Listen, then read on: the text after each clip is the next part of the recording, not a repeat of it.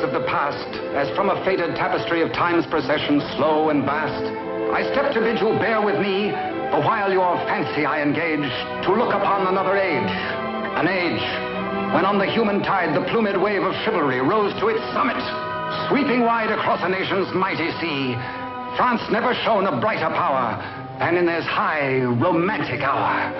So come with me to France of old, to fiery days when hearts beat high, when blood was young and hate was bold, and sword crossed sword to do or die. For love and honor gloried then, and friendship reached its peak with men. Friends were friends in those brave days. Athos, Porthos, Aramis, aye, graved our hearts with a mystic phrase, bound our lives with a mystic tie. Come, stir your soul with our ringing call of all for one, and one for all. Come on, come on, come on!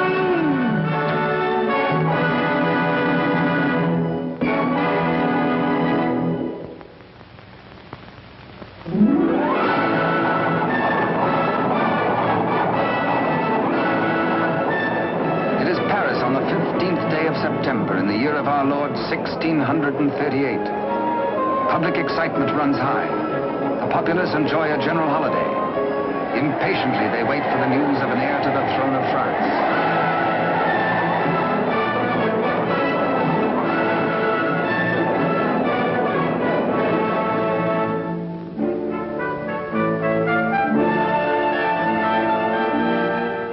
His Majesty Louis XIII, King of France. Maintaining his royal authority through the wits of others, he is himself weak and vain and lives in the oily smiles of a small circle of favorites. But the court is alive with intrigue. There are parties within parties, conspiracies beyond conspiracies, plots and counterplots.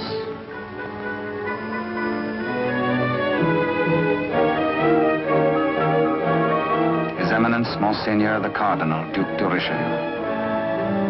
He is the greatest statesman of the day and manipulates the strings which guide the king. His is the real power, subtle, cunning, and often ruthless. Still, no one questions his devotion to the glorious kingdom of France.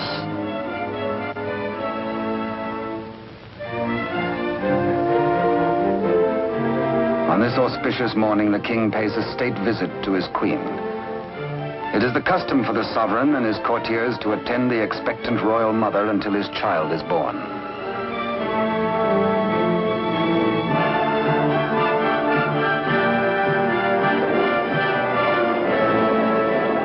D'Artagnan, of the King's Musketeers. Relieved of his duties at court for the day, he hurries to the home of his sweetheart, Constance Bonacieux. Constance is seamstress to the Queen and is expected at the palace, so she cannot tarry long.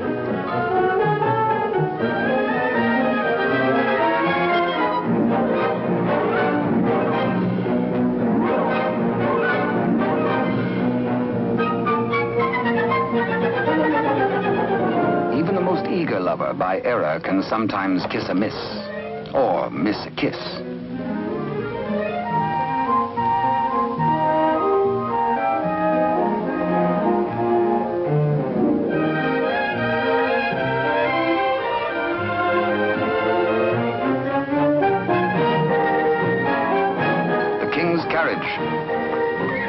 It arrives for Constance.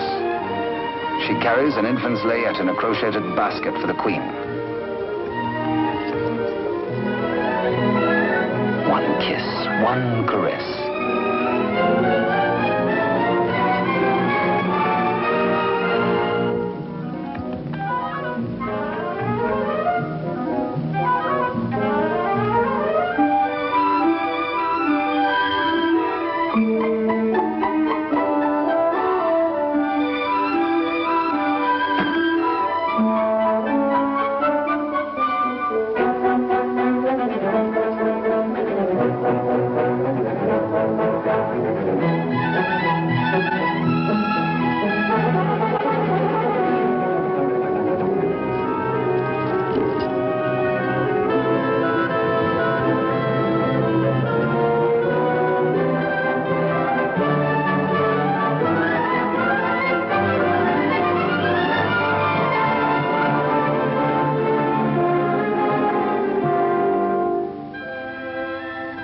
kiss truly is a delicate plant requiring privacy to grow into a tender blossom, the dream of all lovers.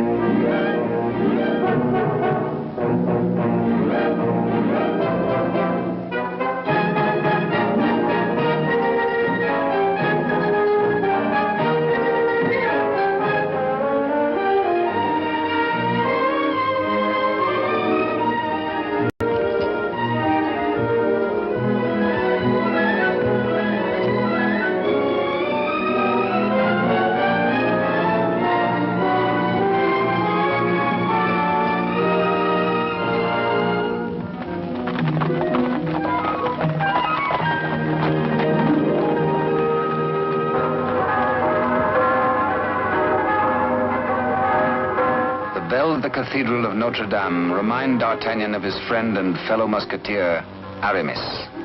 He might be in danger. Aramis had threatened to continue his flirtations with the pretty owner of a roving, provocative eye, who unfortunately is married to an officer in the Cardinal's guards. The guardsman naturally resents these attentions from this musketeer, but is restrained. Has not the Cardinal forbidden these duels with the King's musketeers? Hola! Famous battle cry of the musketeers. Instant help comes from the most fearsome steel in the kingdom. Huge Porthos, brave, strong, a King's musketeer. And musketeer Athos, gentle Athos, yet a deadly swordsman is able to kill with his left hand as with the right.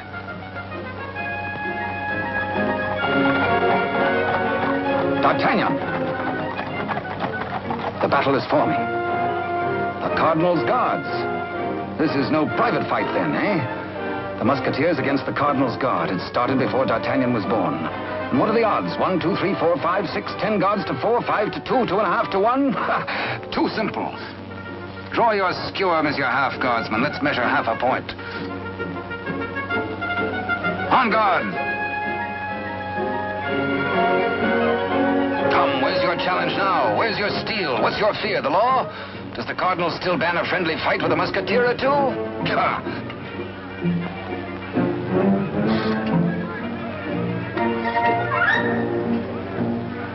Porthos, as always, is thirsty. He has capacity.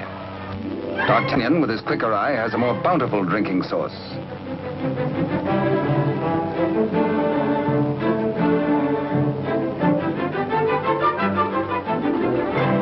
Porthos can put out a hand and pick up the pot he's slavers for. Why waste energy walking?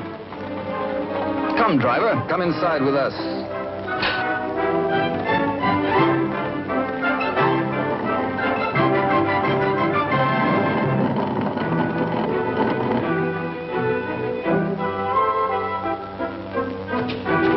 The old driver swears his wagon is damaged. His master will skin him. His horse is loose. He has a terrible wife. He has trouble. Everybody is mean to him. He has to be mean too. Ha ha! Now, take your temper out on me, good friend. Now, feel better? Now we can talk. I'll win you the price of your horse and more. Come, guardsman, I challenge you to game. This is not forbidden you.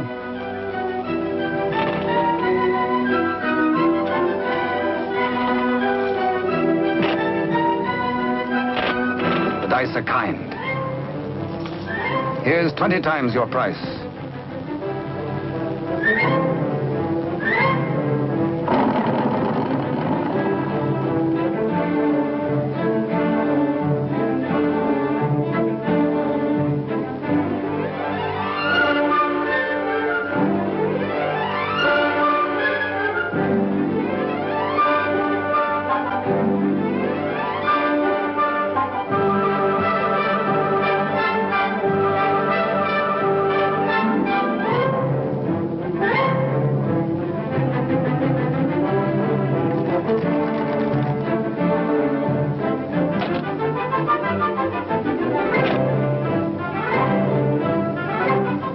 Riding high, D'Artagnan returns to the dice game.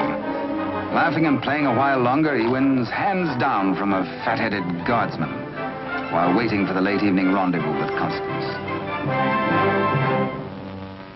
Porthos, too, has women on his mind.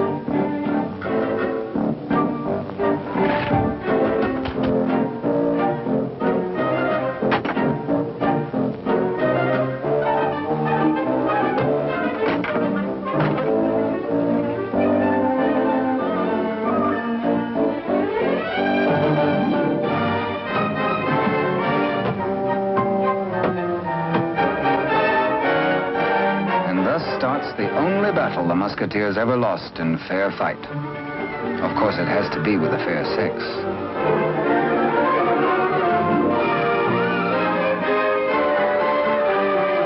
For the first time in his life, a panic-stricken Porthos screams a terrified, "Hola!"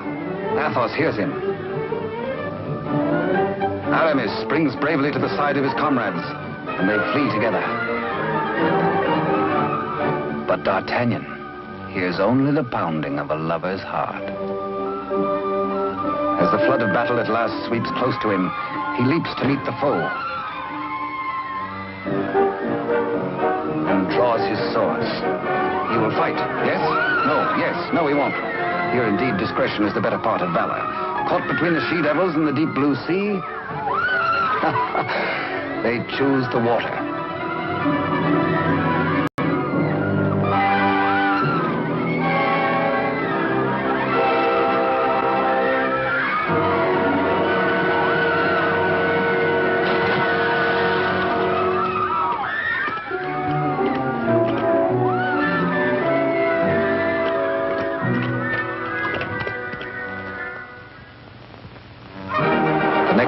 The city is in ferment. The pressure beyond the gates is so great that the people are admitted to the courtyard.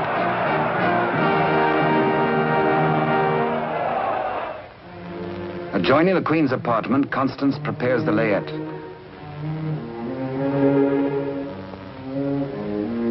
She is informed by Father Joseph, the Cardinal's trusted henchman, of the imminence of the royal birth.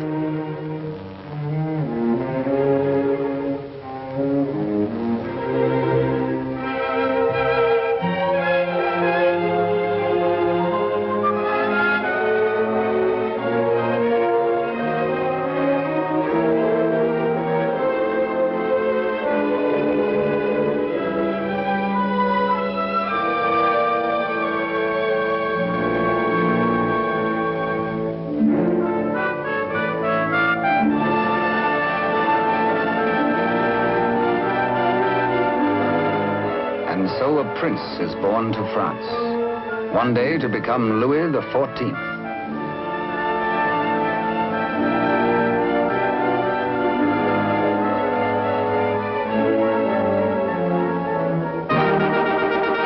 By ancient custom, his royal father presents him to the people.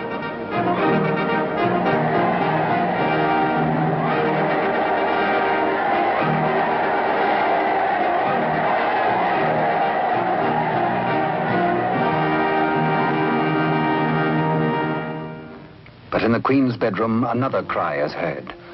One of those rare turns of destiny. And Constance is the first to warn the tired, dozing midwife.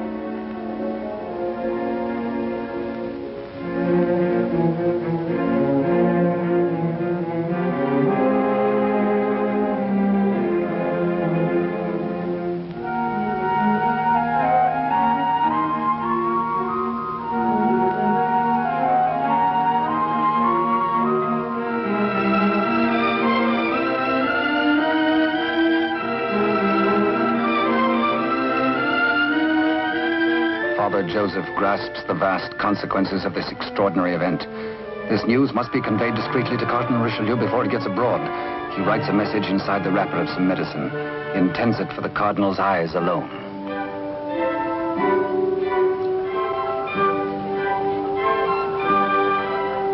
Your medicine, Your Eminence.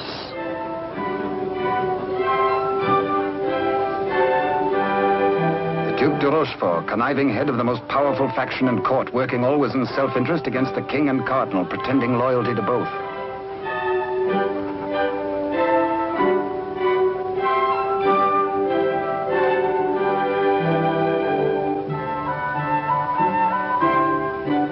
necessity for caution on the part of Father Joseph is indeed well-founded. De Rochefort, having many times seen messages thus taken to His Eminence, becomes inquisitive. He resolves by a simple trick to learn the secret passed to the Cardinal. A substitution of scraps of paper.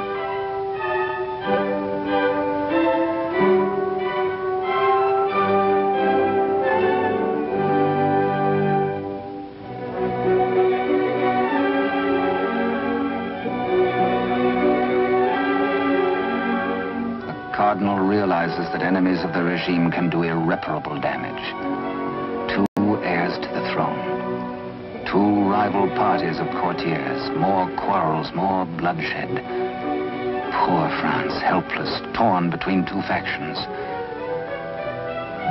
The secret of the twins must indeed be forever guarded if France is to have peace, and if he, the Cardinal, is to retain his power.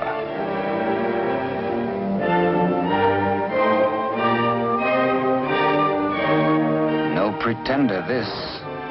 A true prince. De Rochefort sees an opportunity. Father Joseph is instructed to prepare for a long voyage.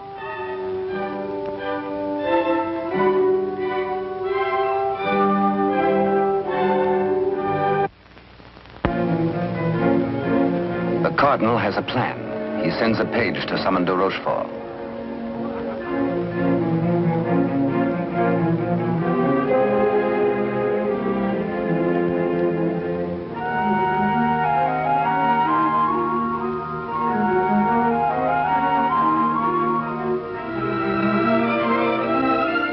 Aware that Constance shares possession of a great secret, one so sacred it might well spell the future of France, the Cardinal charges her to keep her lips sealed.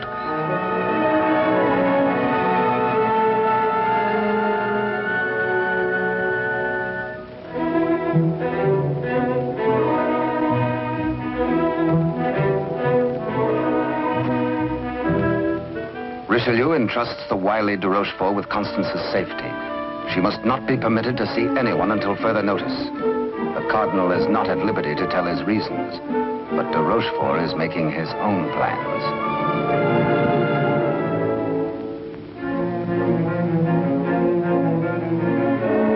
In accordance with the Cardinal's command, Father Joseph, accompanied by the midwife, secretly takes the twin away to the Spanish border. The child shall be raised as a commoner with no knowledge of his royal birth.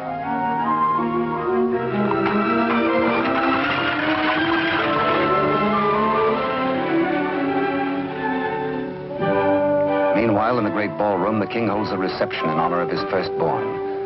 Had he known the cradle should have held two sons, he might have been less self-satisfied with the Cardinal's congratulations.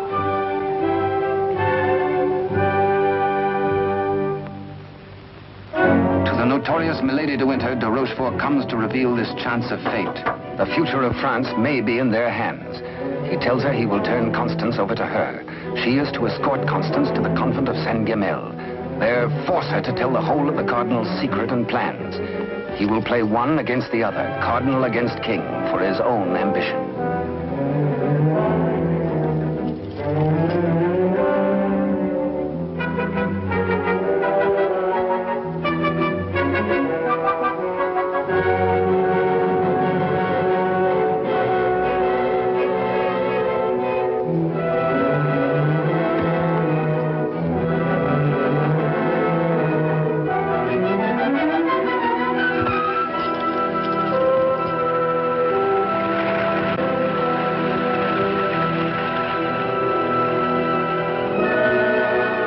Constance to be...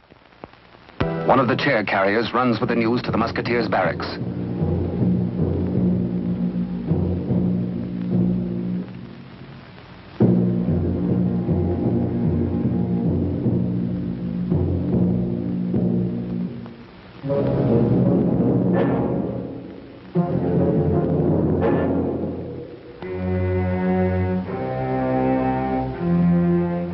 D'Artagnan, wake up! Constance taken by force, by de Rochefort.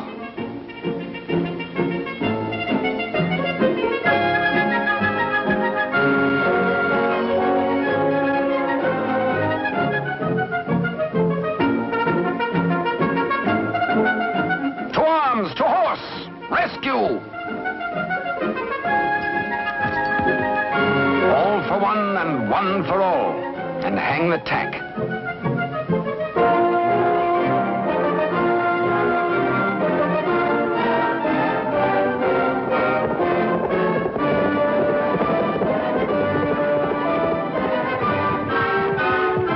The wily cheat is in no mood to cross steel with this angry Gascon bent on justice.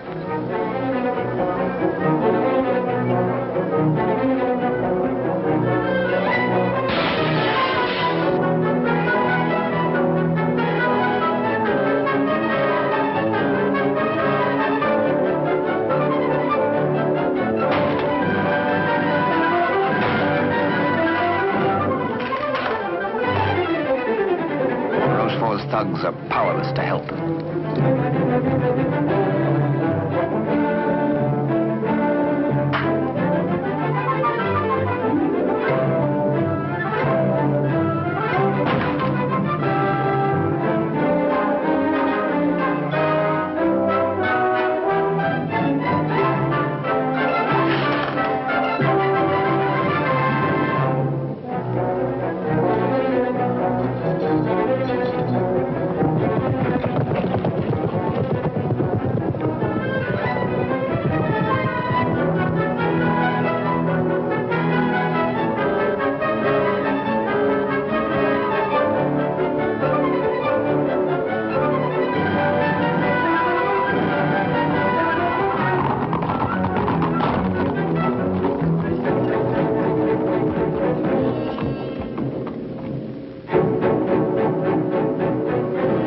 Rochefort is stubborn.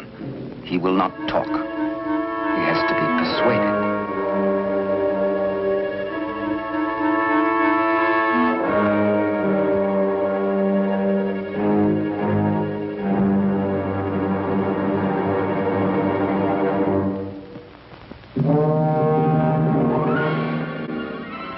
The probe goes on. Where is she? Where is Constance? Talk or fall 200 feet to the bottom of the well. Talk or die.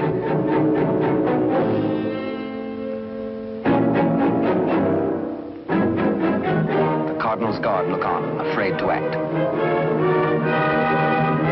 A strand at a time, steel cuts through hemp.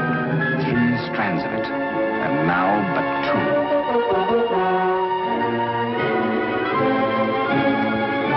Now 1. De Rochefort breaks. The convent of Saint-Guémel.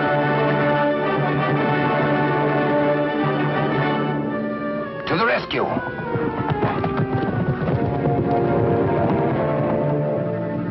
A stableman granted audience with the Cardinal tells of de Rochefort's trickery and capture and of Constance's abduction by Milady de Winter.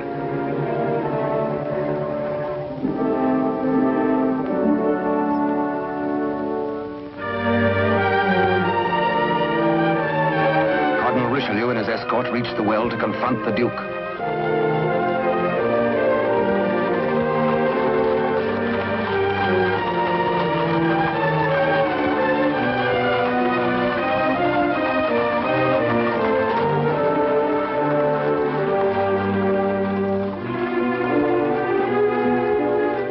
Accused, exposed, a nervous, bedraggled penitent. He confesses that he has indeed played traitor. His Eminence breaks de Rochefort, stripping him of his authority and titles, banished from both court and country forever.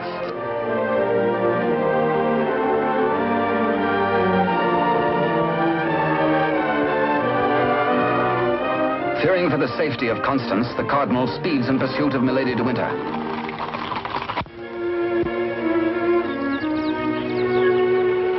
Before dawn the next morning, the convent of Saint-Guémel.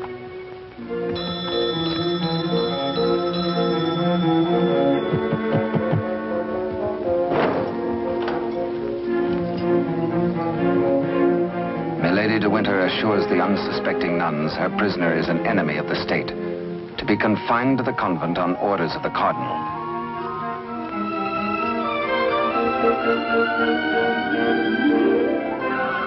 The banished de Rochefort, smarting under his humiliations, lingers in Paris.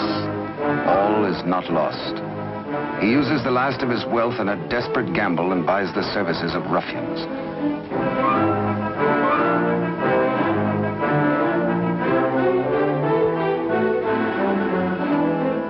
Pursue the Cardinal and assassinate him. Next, find D'Artagnan and his 3 musketeer friends and put them to the sword.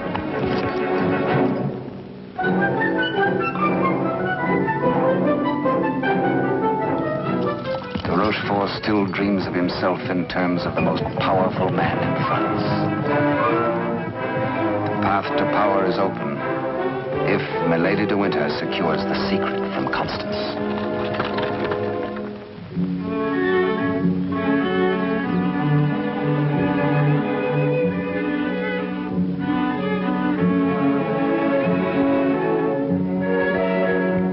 With sweet words and honeyed entreaties, the unscrupulous Milady de Winter seeks to cajole Constance into telling all she knows.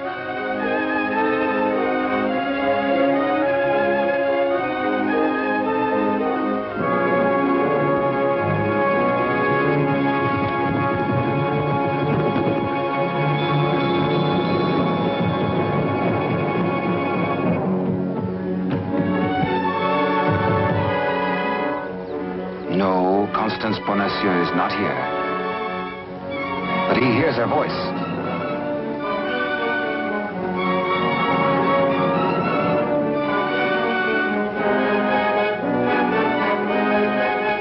Hola!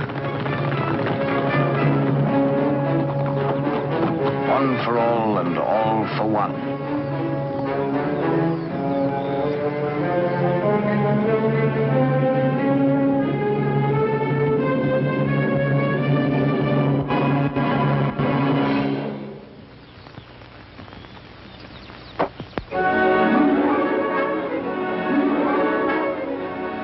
Mark of the public criminal, burnt by a branding iron into her flesh, a sign to all.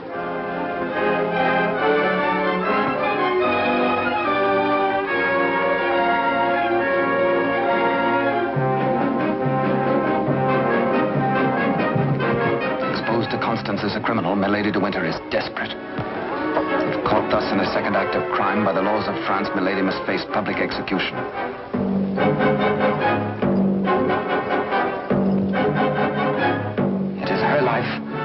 Or that of Constance.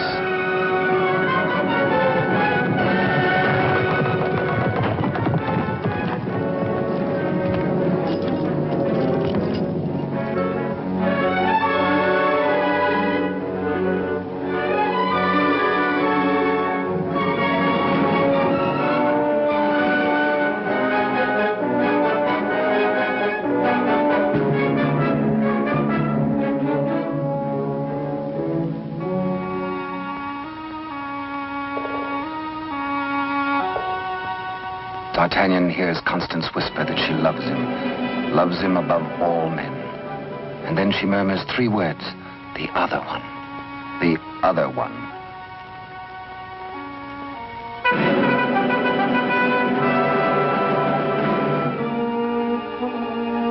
D'Artagnan strains to hear the faint pulse of her words, but Constance dies. The Musketeers take Milady de Winter to her punishment.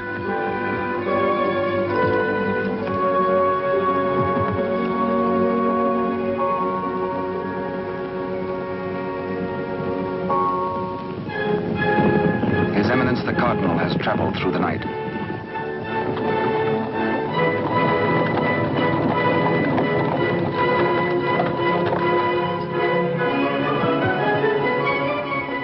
He hears the dreadful news from the Mother Superior. Constance is dead.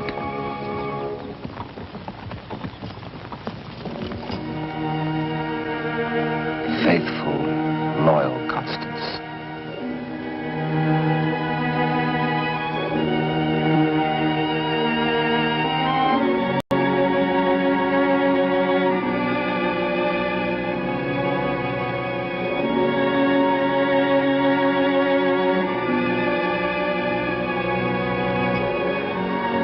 Arrest the murderess, Milady de Winter, and all in concert with her.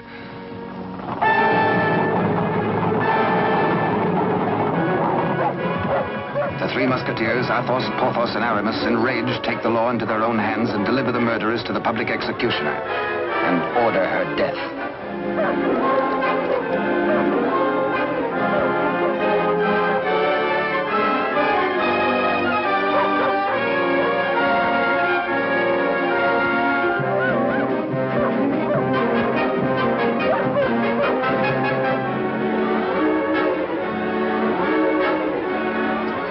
Then de Rochefort's cutthroats close in on the Cardinal's troop.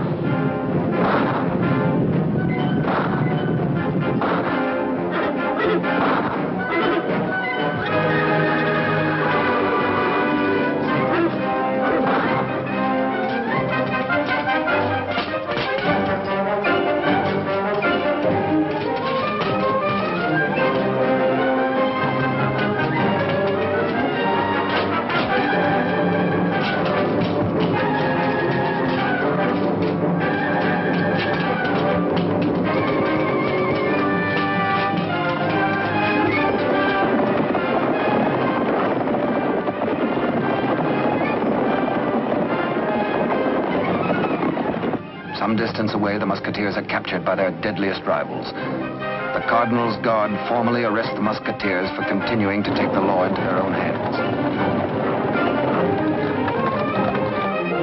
Disarmed, the musketeers are set against the wall for execution.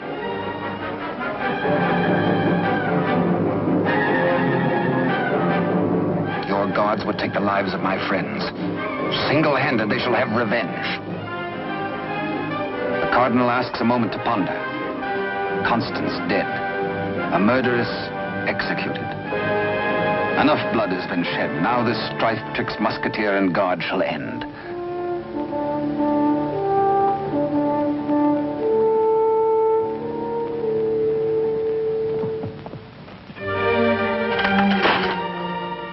D'Artagnan's plea saves his friends, but there's to be a harsh penalty. Richelieu's plan concerns the state, and these continuing disputes between his guard and the king's musketeers. The four musketeers must separate, never to come together again on pain of death. His judgment, oh, a sorry day. The musketeers are banished, each to his own province, never to visit Paris again, nor set foot beyond the bounds of his own fields.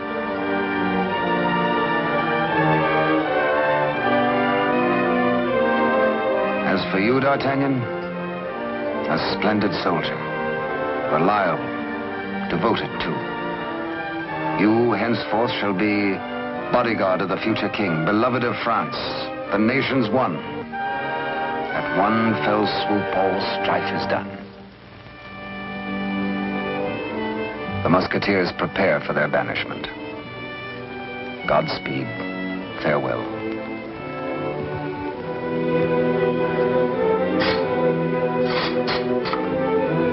Eternal friendship, it shall not pall. All for one, and one for all.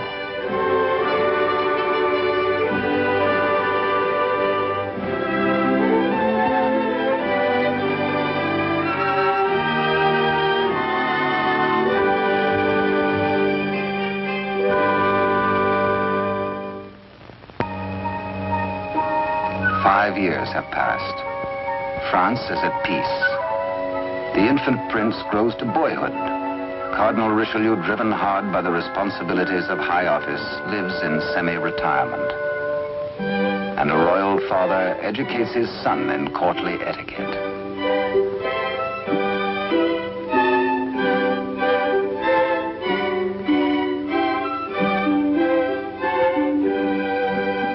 In failing health, His Eminence lives in hourly expectation of death, troubled by word that the second twin bears an identical likeness to the heir.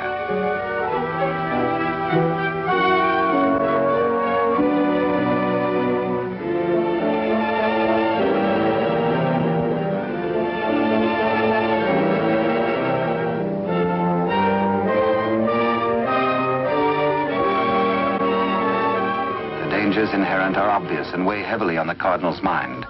He decides he must protect the prince somehow. His Eminence provides that the rightful twin may always be identified from the other. With the aid of the court jeweler, he caused a gold doubloon to be broken. The smaller piece hangs on a chain around the throat of the infant prince. And its mate he places about the neck of Captain D'Artagnan.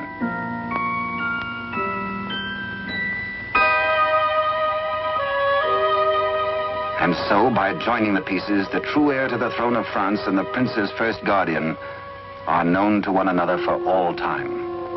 He starts to say, I hold a secret, but the chill hand is upon him. The life spring ebbs, and the great voice is silenced.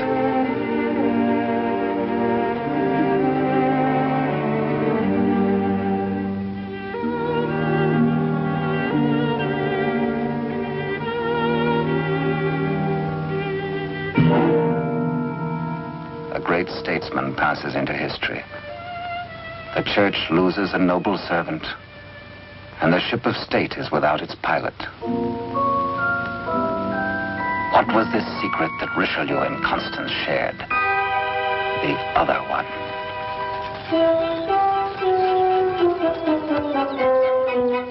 Across the Spanish border, the prince's twin brother is reared by servants of the late cardinal. The banished de Rochefort, living nearby, holds the twin under his very eye.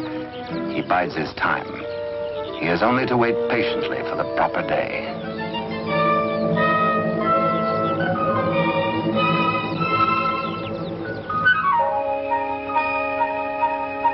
Upon the death of Louis XIII, the heir to the throne, or the Dauphin as he was called, became France's King Louis XIV. Both he and his twin had grown to manhood. The brothers are alike as two peas in a pod.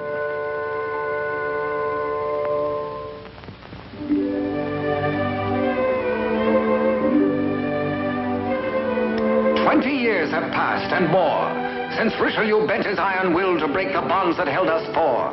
But Porthos, Athos, Aramis, I will ride once more. Once more we'll heed the clarion call of all for one and one for all.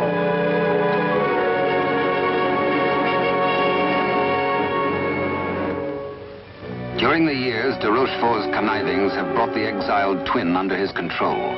Secretly, they have returned to Paris. De Rochefort has lavished upon the usurper the trappings of royalty, teaching him to copy even the handwriting of his brother, the king. Yet the quality of the spirit so generous in the king is replaced in the brother by hatred and viciousness.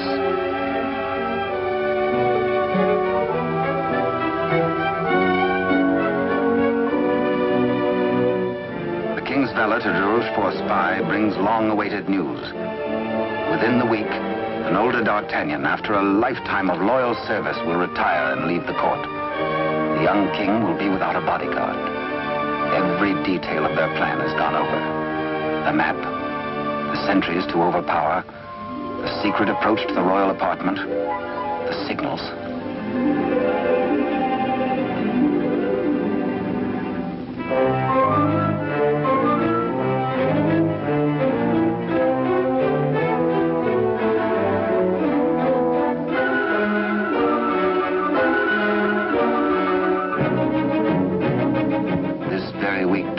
Tells the pretender, you will be His Majesty Louis XIV, King of France.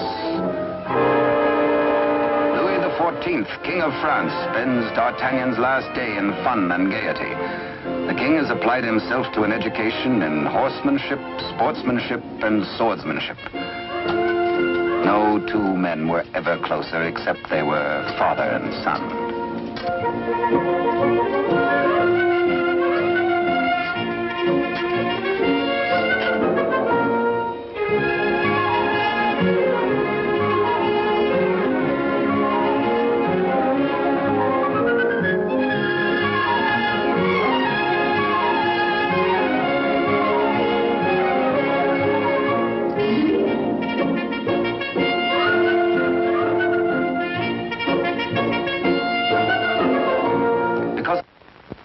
Early, D'Artagnan enters the royal bedchamber to bid the king goodbye.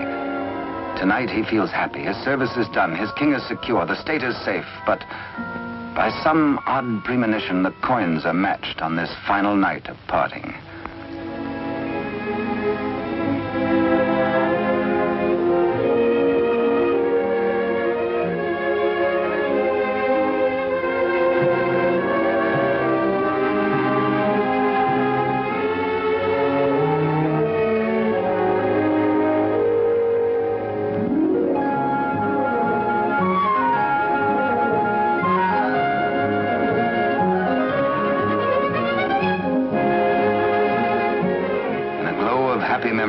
delightful evening with the king, Captain D'Artagnan arrives outside his lodging and is amazed to find himself beset by ruffians. Angrily, the Gascon plans his battle.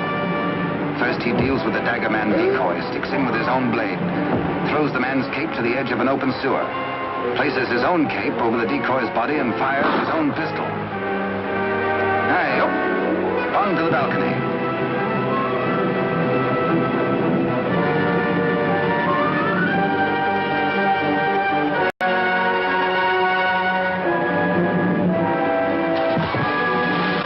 There, they believe, goes D'Artagnan.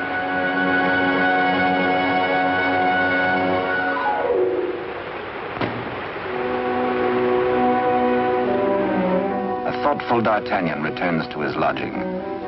For a peaceful man to be waylaid on a city street is something new. He had spent the evening with his king. He reflects. Has the palace discipline been slackening too? Sentries were not where they should have been. His soldierly heart is disturbed for the safety of his king.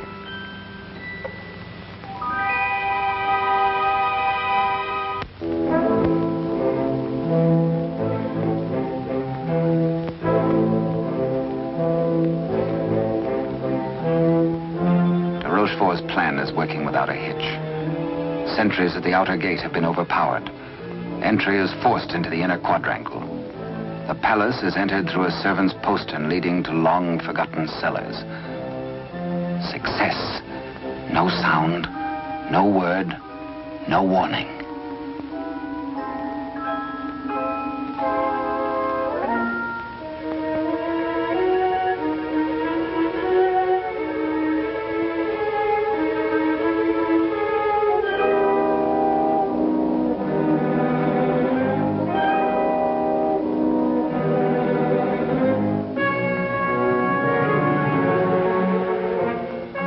Pretender waits impatiently below for the deed which will make him king.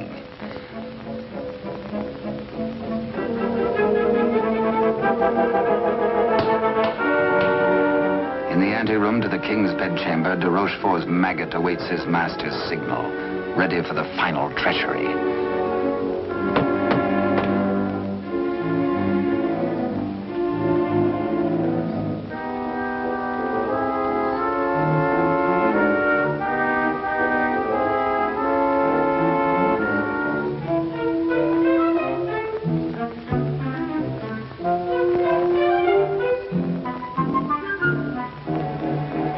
And a little after 11 o'clock on this fateful night, in one tragic moment, France loses her rightful king.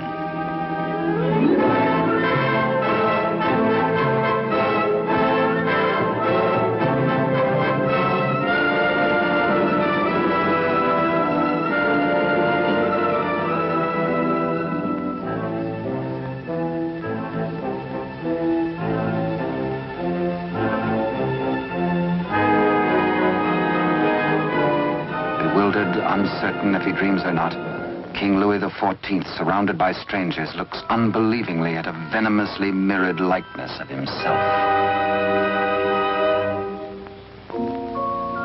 The usurper watches his royal brother with a lifetime of hate. De Rochefort's plans have been cleverly checked and double-checked. He means to hold the true king a prisoner as a threat over the head of the usurper should he rebel against his commands. At de Rochefort's order, his cohorts strip the king of his night attire and in exchange dress him in the usurper's clothes.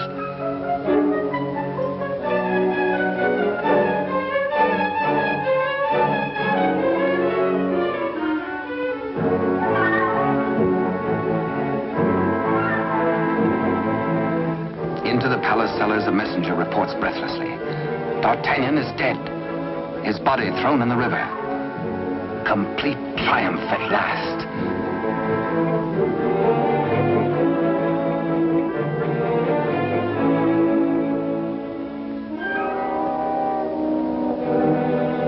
An iron mask, an invention of the devil.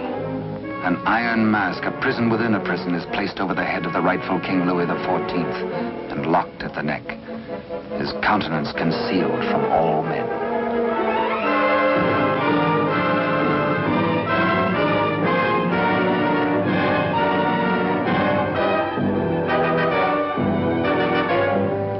king is led away.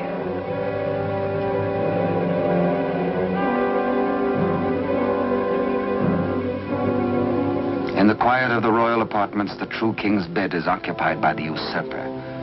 Trusted servitors have been spirited away. The twins' lackeys have replaced them.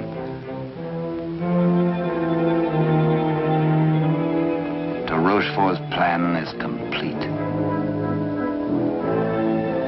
Poor France. Ruled by a youth driven near to lunacy by a solitary childhood, by de Rochefort's lies, by his own poisoned dreams. Truly a madman.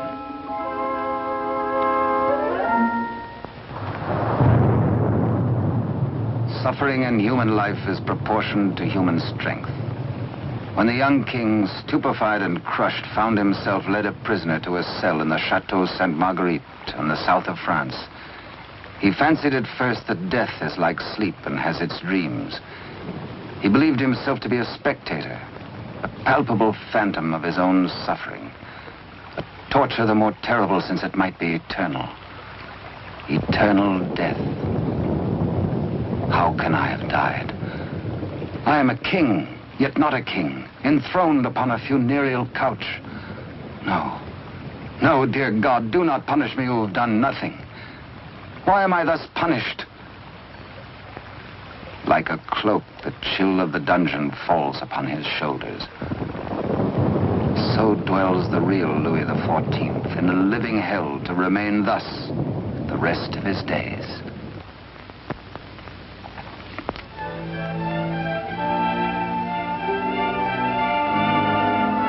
The Queen Mother, always restricted, prevented from seeing her son, determines finally to pay him a visit.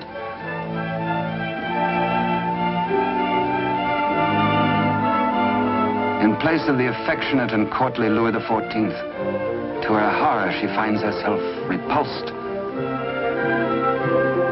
Doubts, again doubts. What strange malady besets my son? She thinks again of the other one. De Rochefort hurries to the king's apartment, fearful that a mother's heart has sensed the truth. In pretense of humility, he asks the Queen Mother to leave affairs of state.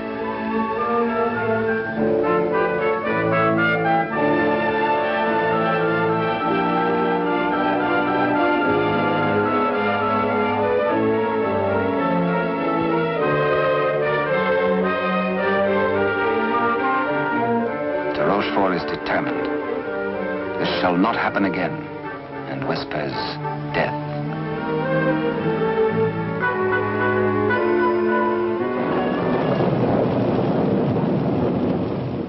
Day by day, night upon night, the prisoner prays for some way to get word to D'Artagnan. A heaven-sent fisherman hoves to.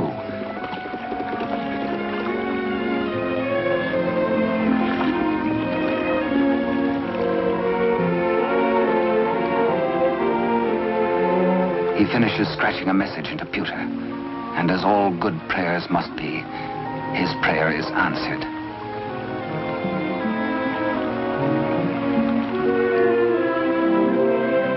Millet and mackerel are running, and then a catch, apparently from heaven.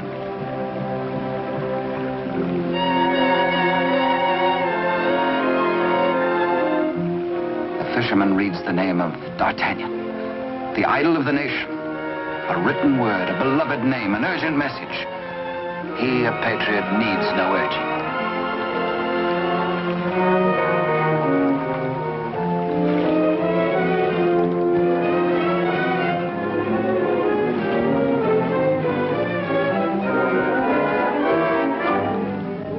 Paris goes about its daily affairs, unaware that its rightful king languishes in prison, and the Queen Mother herself faces death as the humble fisherman hastens to D'Artagnan's home.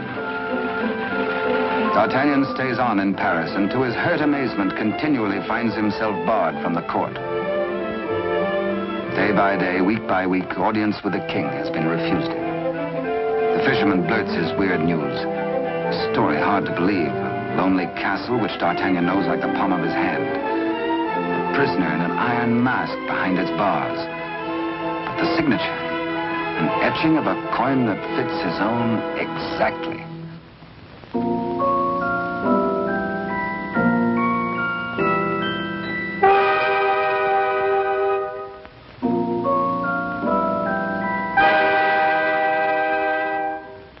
Come, friend, eat and drink. There is business at last for me at the palace.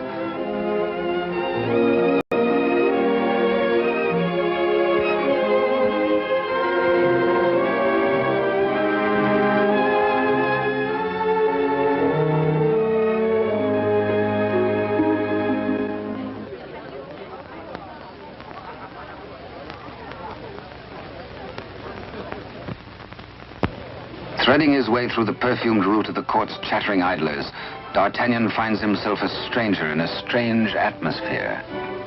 And there is reason, he thinks, for this curious tension. De Rochefort and the king. This cannot be the boy I helped nurture into manhood. This is not the face of my king. Those are not his hands that risked neither parried steel nor engaged a point. What's been happening at court? De Rochefort's back in favor, a disgraced exile once more sporting about the throne room in the king's presence. D'Artagnan is amazed and shocked. But a further shock is in store. A chain and coin is passed to de Rochefort. If he can believe his eyes, in all the years he served the king, they never left his royal person. He overhears a snatch of conversation. The other one. And suddenly he hears the dying voice of Constance. The other one. The other one.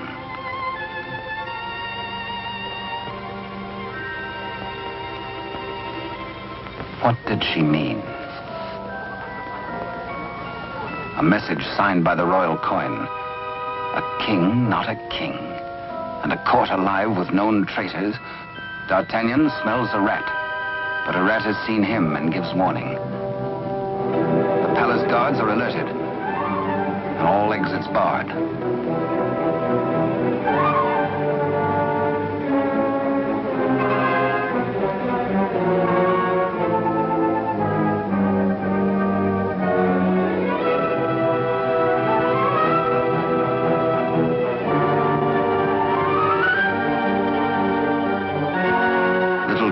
With a resourceful old musketeer.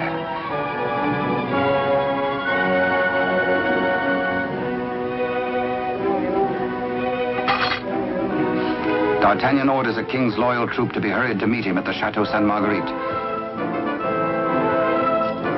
Couriers are to be dispatched to his old friends, the three musketeers, Athos, Porthos, and Aramis. To arms, musketeers! Your king has need of you. One for all. And all for one. The jig is up. D'Artagnan lives and knows. There's pewter plate. Perhaps even now he has reached the prison gate.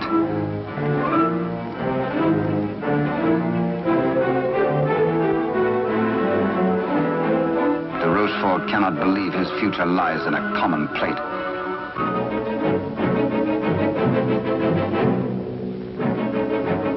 Quickly, he resolves to end all doubts. He decides to ride at the head of his troops to prevent any attempt to free the king.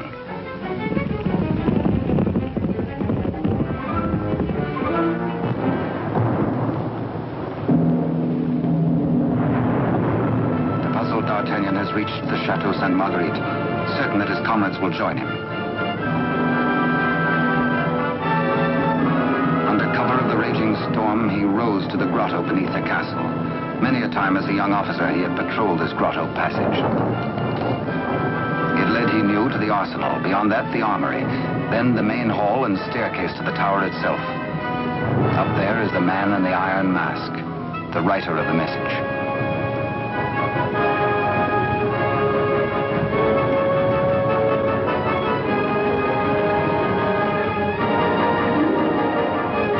To his astonishment, D'Artagnan finds the entrance to the arsenal is newly walled.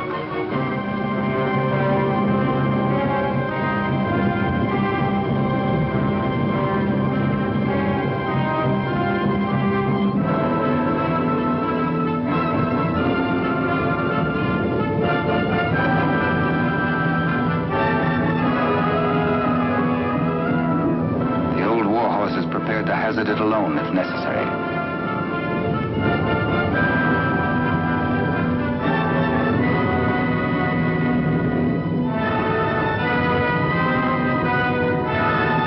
The fisherman returns to the opposite bank to await the arrival of help.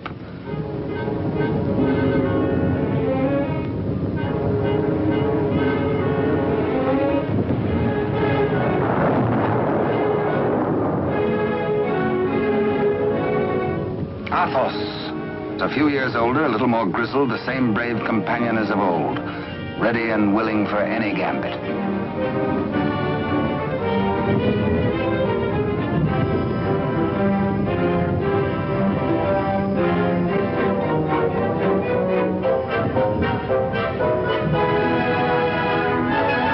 And now Aramis.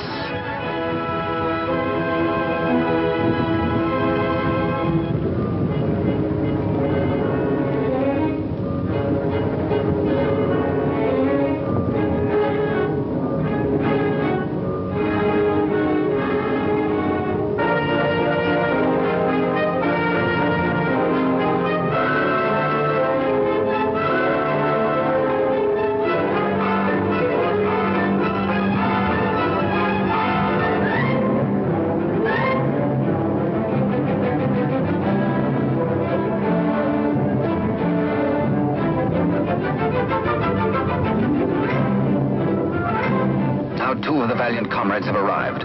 No time to wait for old Porthos, no time for explanations. There's a job to be done. Forward!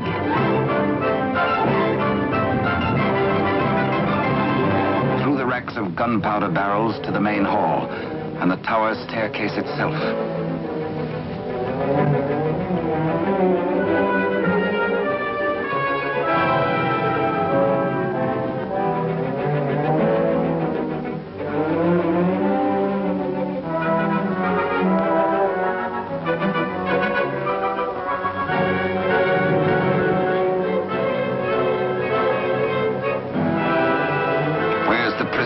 Before your gullet tastes this edge, you bloated villain.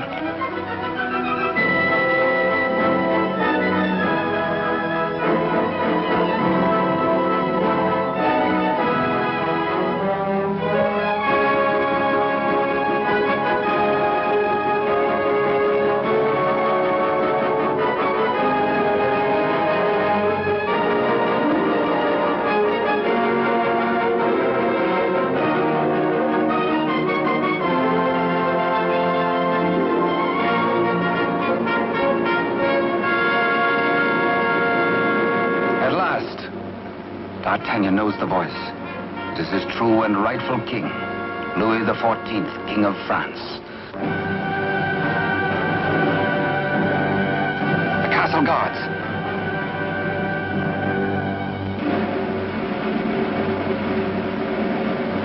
The challenge is met. Hola! The musketeers fight together again.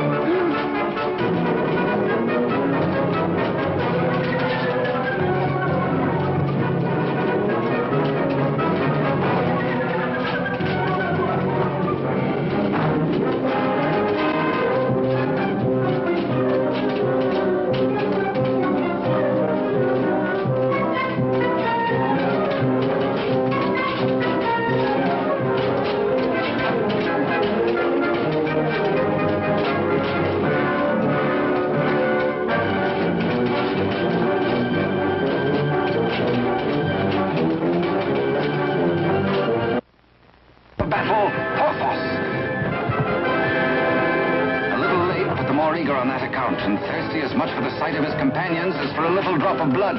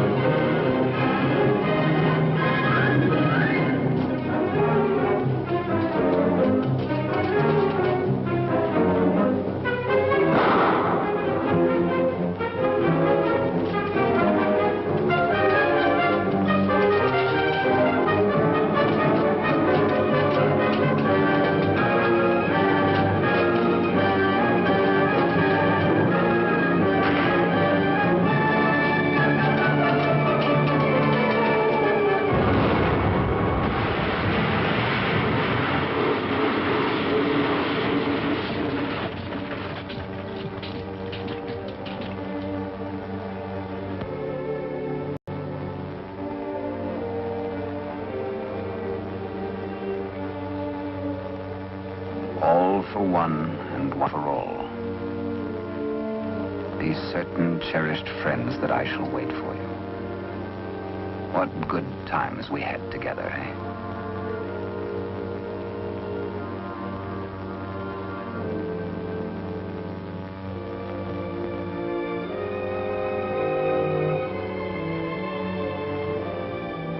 Good Porthos, farewell. You died as you lived, for love of country, in the service of your king. The fisherman gives warning of the approach of enemies.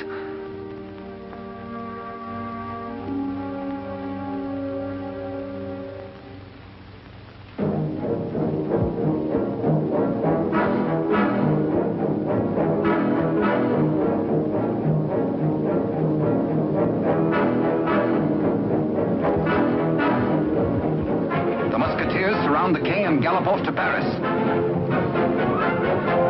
Rochefort rides hard in a last effort to keep his house from crumbling.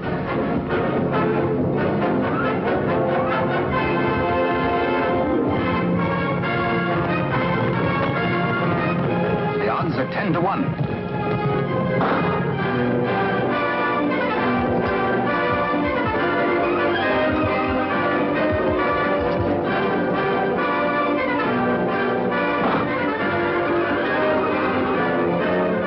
Your Majesty.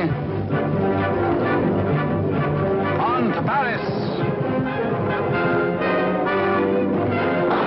Farewell, gallant Aramis. A traitor's bullet struck you down. Meanwhile, Athos crosses swords with de Rochefort.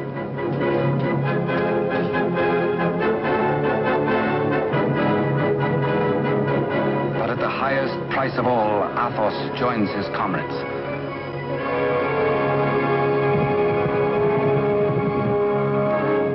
Without knowing his own peril, the half-wit, half-king entertains his royal mother at a palace luncheon.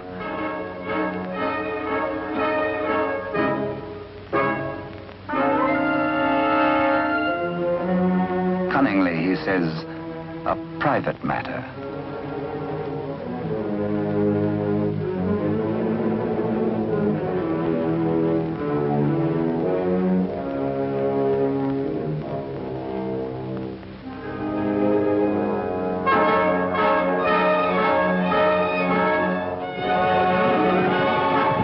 Troops from the palace, friends or foe? Friends. D'Artagnan breathes relief. The king is safe. God save the king!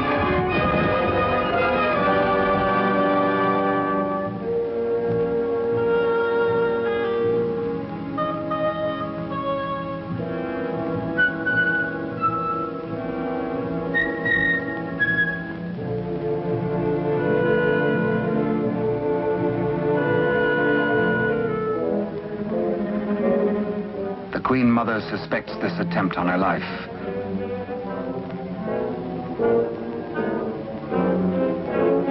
The witch's brew, a subtle poison already responsible for many an agonizing death. Raise your glass, madam. drink to your king, to your country, and its illustrious people. Come, I give you France. Dare she refuse? It is the edict of her son, the king.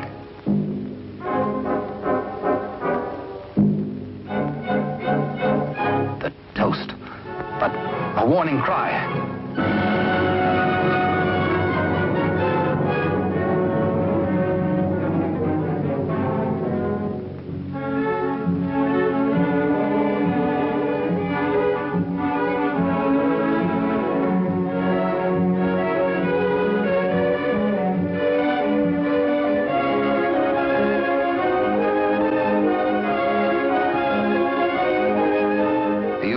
Finally gets his rightful crown. De Rochefort's own damnable invention, the Iron Mask, his to the end of his days.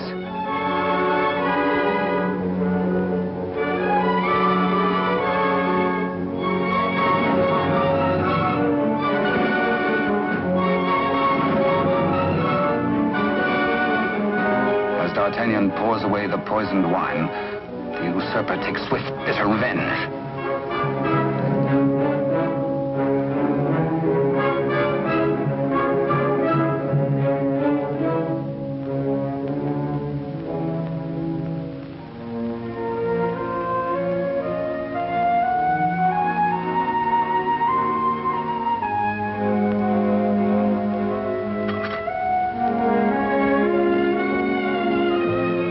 D'Artagnan knows himself mortally wounded, but allows no sign to mar the happiness of his king.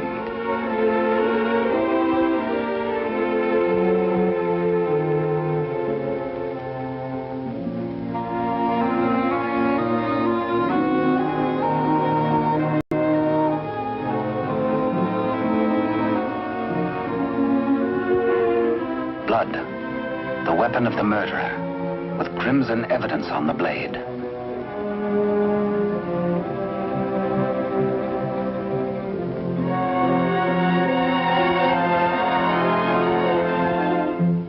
Grateful Louis looks for Captain D'Artagnan to honor him with the baton of a Marshal of France. But where is the Musketeer?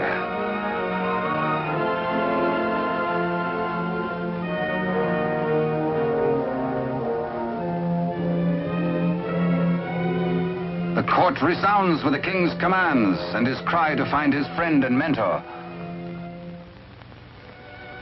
What a man may think when he knows of the approach of death is secret between himself and his Maker. Perhaps the gallant Musketeer thinks most of his lost love, Constance, and of all the tender, lonely years kept warm by her memory. He dies in hope of faith that she might welcome him, that once again they might be one. How can they die, these bright ones? How may such energy, once released, be prisoned by earth or stone or grave? We die as we lived, say they, with life. And with life, how can there be death? Only remember us. Only open a little book and we shall always be with you. To ride a fine horse, or to cross a sharp blade, or carouse with a barrel, or dally with a maid. Come one, come all.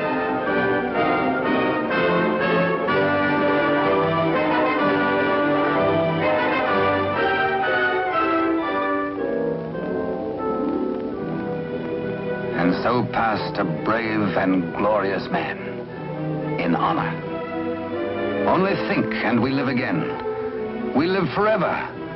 For with us, now as ever, it's one for all, and all for one. And thus it was in France of old, in fiery days when hearts beat high, when blood was young, and hate was bold, and sword crossed sword to do or die. For love and honor gloried then, when life was life, and men were men.